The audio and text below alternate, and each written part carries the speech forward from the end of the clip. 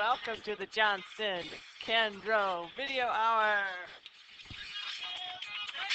But it's not an hour! Oh, bummer. I wish it were. All right, well, welcome to linear programming. All right, linear programming is kind of a fun concept. It's used for finding maximum and minimum values of some quantity out there. Businesses use it all the time when they're trying to figure out buying and selling products or their inventory or etc. Okay, we have some vocabulary here. The first word is constraints. You have to know what that means. It means the limits or restrictions. You know, are we going to have more than 50 bowling balls that we have to send out or less than 35? Those are some constraints. The next one is feasible region. These are the shaded parts of each graph that overlap. This area contains all the points that satisfy the constraints. Okay, the next one is objective function. This is the equation you're going to use to maximize or minimize, we've got some Latin going on here, minimize a quantity, and that's usually cost or profit. So that's one where we don't graph it, but we use it later to put in the numbers that we find.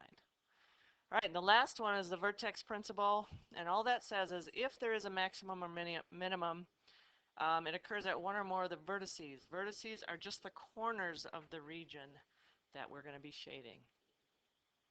All right, first one. Here's just a generic problem. It's wondering, well, we're wondering, it's asking us what point maximizes P for 2x plus y. Okay, so that's the graph or the equation that we're going to figure out later. Yes, that's the objective function. All right, first thing we do is graph the lines and shade. So we're going to put it in y equals mx plus b, or you can do the intercepts. I'm going to put it in, you know what, for the first one I'm going to do intercepts. What the heck? Let's do our intercepts. I'm going to pick 0 for x and then 0 for y. If I put 0 in for x, I get 0 plus 2y less than or equal to 5. Divide by 2. Y is less than or equal to 5 halves. But this, remember, does not matter. We're just trying to figure out the points, and then later we'll pick a point to make sure it's shaded in the right place. So when x was 0, we have 5 halves. Then I put y as 0, so I get x plus 0 less than or equal to 5. So x is just less than or equal to 5, but we just use the 5. So plotting those, 0 and 5 halves is here, 5, 0 is here. Then I have to choose 0, 0 to see what side I shaded on. So if I have 0 plus 0 less than or equal to 5, is that true? Yes. Yahoo! So if 0, 0 is true, then we're going to shade on the side of 0, 0. It's a solid line. And then we have our shading like so. All right, let's get rid of that stuff. Now we're going to do the next one.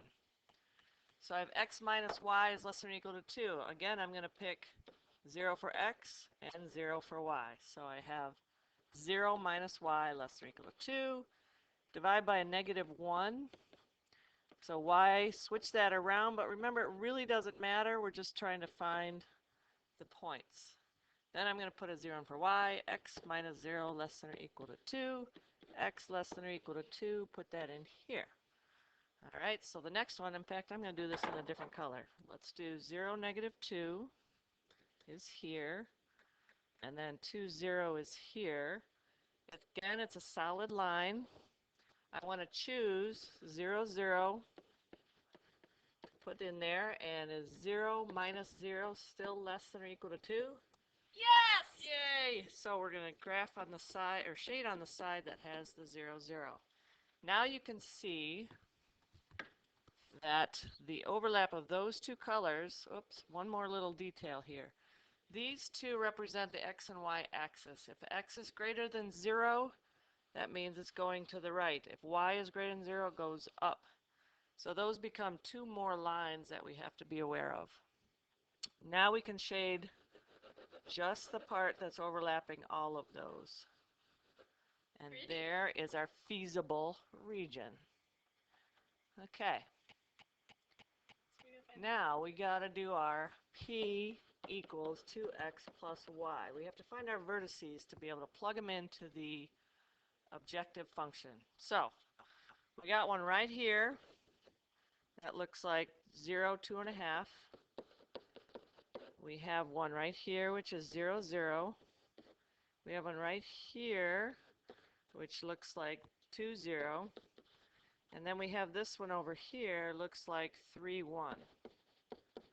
So we're going to try all of those. So we have 2 times, let's do 0, 0 first. 2 times 0 plus 0 is 0. Okay, so that one's done. Let's try 0, 2.5. 2 times 0 plus 2.5. 0 plus 2.5 is 2.5. That one's done. Let's try 3, 1.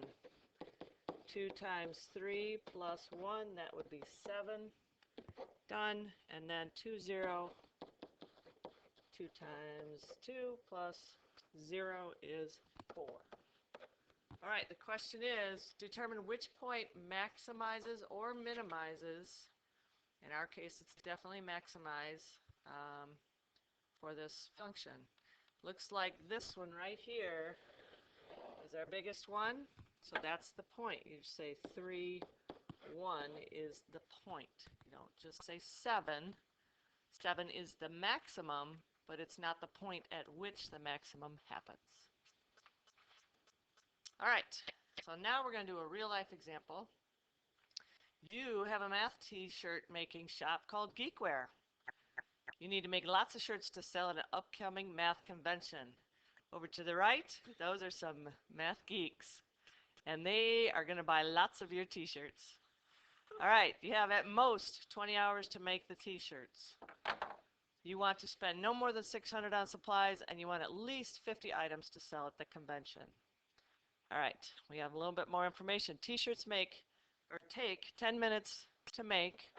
They cost $4. They take to make. Yes, they take 10 minutes to make. They cost $4 in supplies, and you sell them for a profit of $6. Sweatshirts take 30 minutes. They cost $20 in supplies, and you sell them for about, or for exactly $20 profit. So if you set up a table, it makes this problem a lot easier. All right, so let's look at what we have. First of all, t-shirts we're calling X, sweatshirts we're calling Y. The time in minutes for the first one, for t-shirts, it takes 10 minutes. So 10 minutes per shirt. So we do a times X. The next one is 30 per sweatshirt, so 30Y. The total was 20 hours. Now, we want to put that in minutes because everything else is in minutes. So 20 hours times 60 minutes would be 1,200 minutes. All right, the next part, total numbers is X and Y. We really don't need, you want at least 50 items, so 50 of anything. So total number of all the t-shirts plus sweatshirts is going to be 50. All right, the cost. Every t-shirt costs $4 to make, and every sweatshirt costs $20 to make, and you don't want to make, or you don't want to spend more than $600. So your cost, let's get back here. Okay, so $4 per t-shirt, $20 per sweatshirt, and a total of $600 in supplies. All right, the next one. The profit for t-shirts, it's $6. For sweatshirts, it's $20. So we say 6 per t-shirt, 20 per sweatshirt.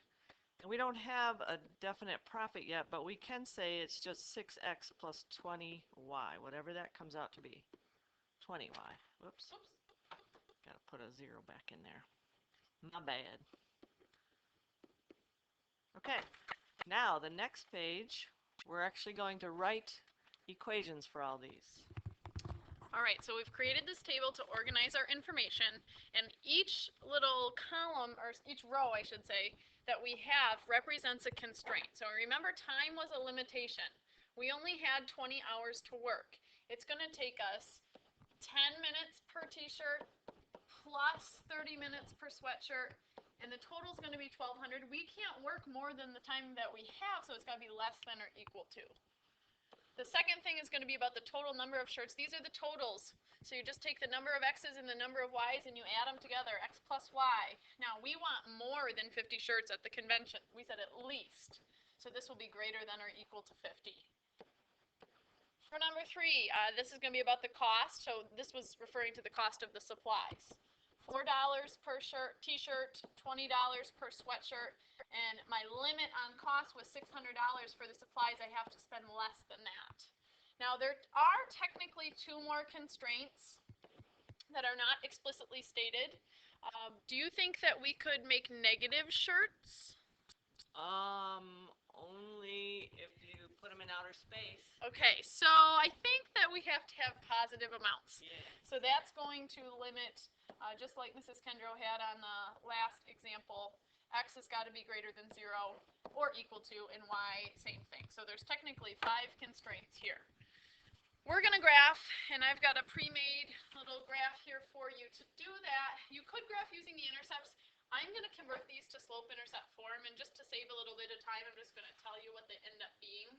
So if I convert number 1 to slope-intercept, we end up with y is less than or equal to negative 1/3 x, and the intercept is 40. That's a negative.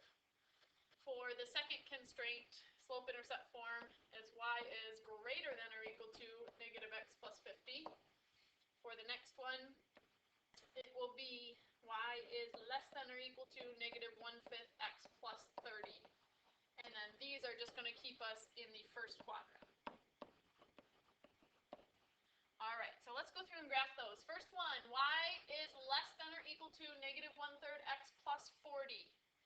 So my intercept is at 40, and my slope is negative 1/3. Now be careful. Each of my tick marks represent 10 units. So if I want to go down 1 and over 3, what I'm really doing is going down 10 and over 30. I need to go down 10 units. Genius. Yes, which is 1 tick mark, and then over 3 more tick marks. That would not work going down 1 tick mark and over 3 tick marks unless, you'll notice, I go by tens on both of the scales. That's the only reason that that works that way. So I am going to keep creating down 1 over 3, down 1 over 3, just so I make sure that I'm very accurate. Also, I chose to go slope-intercept form, and this equation said less than, so the shading would be below.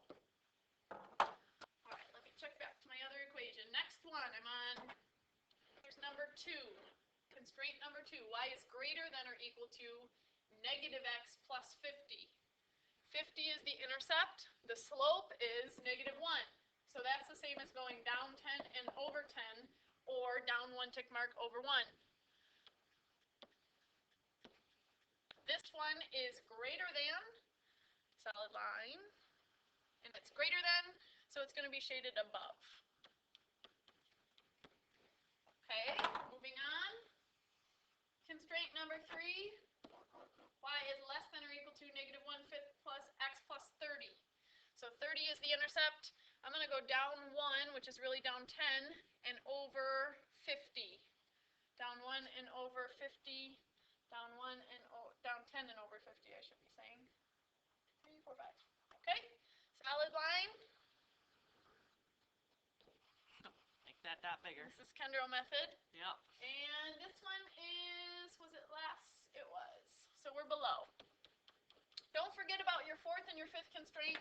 That was just telling you that we're in the first quadrant, so you should not do any shading past either of these areas. So I think the overlap is going to happen in here. Nice. Thanks. I've been practicing. Way to stay inside the lines. Okay. All right. Next, remember, once you get your, this is the feasible region. Once you get your feasible region on there, we want to find the vertices, which are the corners. We have 1, 2, 3, 4 corners in this one. And I'm going to write down those coordinates. This crosses at 25, 25. And down here, this crosses at 50, 0. This one is 120, 0. And then this one's halfway in between, so that ends up being 75 and then 15. Those are my 4 vertices. And remember, we want to find out how many t-shirts we're going to make. So to find out what we should do, we need to test that into the objective function. So I'm going to go on to the next page so we're not running out of room here. The objective function was that profit equation that we created in our chart. We made $6 per t-shirt and $20 per sweatshirt. So I'm going to take each vertex or each vertice and plug it into our profit equation. So 25, 25, I'm going to try that one first. I got to do 6 times 25 plus 20 times 25. Do my multiplication and addition, I get $650 if I sell that many. Ooh. Yeah, pretty Buy exciting. a lot of milkshakes with that. or pizzas, right? Yeah. 6 times 50 this time. And we are not selling any sweatshirts, so we will make $300. Ooh. Hopefully it's cold so they buy more sweatshirts. All right, 75, 15. 6 times 75. Then we do $20 for the 15 sweatshirts. And when we do that, we make $750. Ooh, biggest yet. Last one. I think Getting this exciting. one could be the biggest. We sell 120 Wow. t-shirts, but no sweats. And when we do that, this ends up being $720. So we do want to sell some sweatshirts. We do want to sell some sweatshirts, and I know that because this is the largest value, $750. Therefore, the point that makes that happen is my answer. We should sell 75 t-shirts, or we should make them, and 15 sweatshirts. The next question says, what would be your maximum profit? Well, that's the number that we used to come up with that, $750. I think that should go to those people in that picture because they're pretty cool. They're pretty special. Maybe they got their shirts at Geekwear. Maybe. Check out their fingers, see if you can figure out the pattern. All right, Hey guys, good job. See you in class. Ta-ta for now.